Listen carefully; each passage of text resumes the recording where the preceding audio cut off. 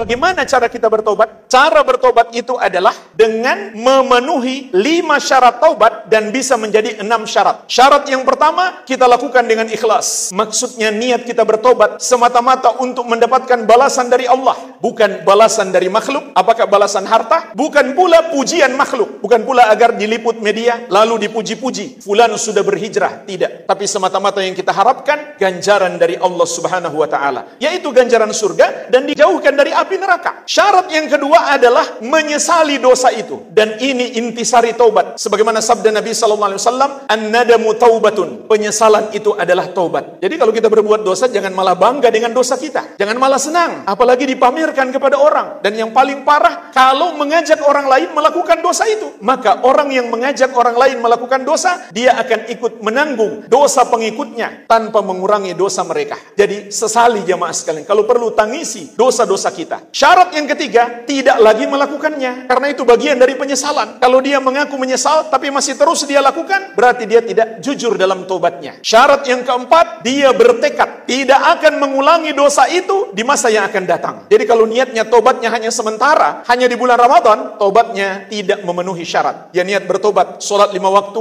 hanya di bulan Ramadan saja, maka tobatnya tidak memenuhi syarat. Harus dia bertekad, dia akan menjaga sholat 5 waktu sampai dia berpisah dengan kehidupan dunia ini. Kemudian syarat yang kelima, waktu bertobat belum habis. Kapan habis waktunya? Ketika malaikat maut sudah datang menjemput atau matahari sudah terbit dari arah barat. Allah Subhanahu wa taala berfirman, "Walaysati taubatu lil ladzina ya'maluna sayyi'at hatta idza hadara ahadahumul maut qala inni tubtul an." Tidaklah tobat itu diterima dari orang-orang yang berbuat kejelekan sampai apabila kematian telah mendatangi salah seorang dari mereka, barulah dia mengatakan, "Saya tobat sekarang." Rasulullah sallallahu alaihi wasallam bersabda, "La tanqati'ul hijrah hatta tanqati'a taubatu, wa la tanqati'u taubatu hatta tatlu'a syamsu min maghribiha." Kewajiban berhijrah akan selalu disyariatkan sampai kewajiban bertobat itu terputus, dan kewajiban bertobat selalu disyariatkan sampai matahari terbit dari arah barat. Dan apabila dosa itu berupa kezoliman kepada orang, maka ditambah syarat yang keenam, harus minta maaf kepadanya atau mengembalikan haknya atau minta penghalalan. Di samping kita memenuhi syarat yang pertama sampai kelima, masih ada syarat yang keenam, selesaikan urusan dengan orang yang kita zolimi, minta maaf, kembalikan haknya. Yang punya hutang misalkan belum dibayar-bayar, harus bayar dulu baru Allah maafkan. Kalau tidak jamaah sekalian, urusannya bisa panjang sampai di hari kiamat. Orang yang mati syahid sekalipun, dia mati membela agama Allah Subhanahu wa taala, tertahan belum bisa masuk surga gara-gara punya hutang belum bayar. Jangankan nggak mau bayar, menunda-nunda hutang saja itu sudah zolim. Matlul ghani zulmun, kata Nabi sallallahu alaihi wasallam, orang yang mampu bayar tapi dia tunda-tunda pembayaran meskipun dia masih niat bayar, itu sudah kezaliman. Rasulullah sallallahu alaihi wasallam pernah bertanya kepada para sahabat, "Atadruna mal muflis?" Tahukah kamu siapa orang yang bangkrut itu? Para sahabat menjawab, "Al-muflisu fina man la dirham wa la mata." Orang yang bangkrut di tengah-tengah kami adalah yang tidak punya uang, tidak pula punya harta. Maka Nabi sallallahu alaihi wasallam menegaskan, bukan itu orang yang bangkrut. "Innal muflisa min ummati man ya'ti yaumal qiyamah bi salatin wa siyamin wa zakatin." Sesungguhnya orang yang bangkrut dari kalangan umatku adalah yang menghadap Allah di hari kiamat dengan membawa amalannya yang begitu banyak, salatnya, puasanya, zakatnya, maupun amal-amal ibadah yang lain. Jadi dia bangkrut padahal dulu di dunia rajin ibadah. Kenapa? Wa ya'ti qad syatama hadza. Karena dulu di dunia dia pernah mencaci si fulan, pernah membuli orang, pernah menghina orang. Wa qadzafa hadza,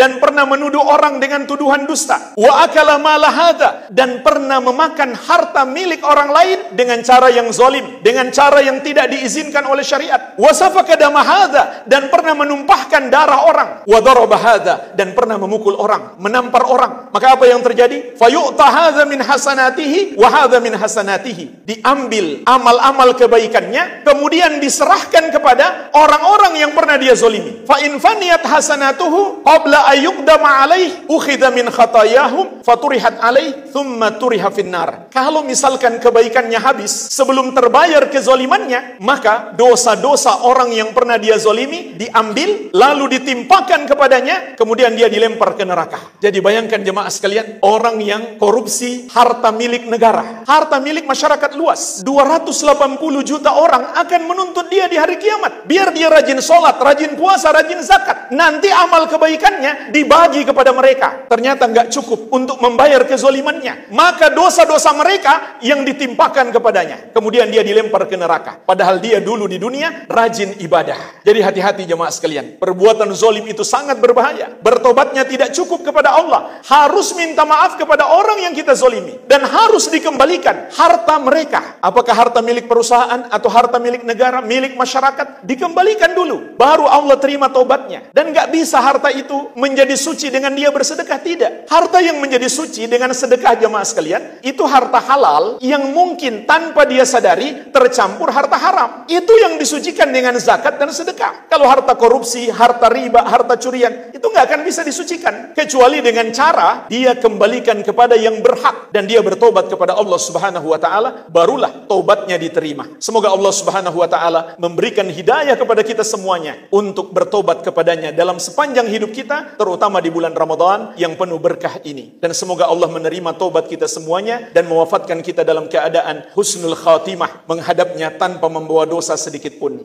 Al-Amwah menemani ibadahmu juga hijrahmu.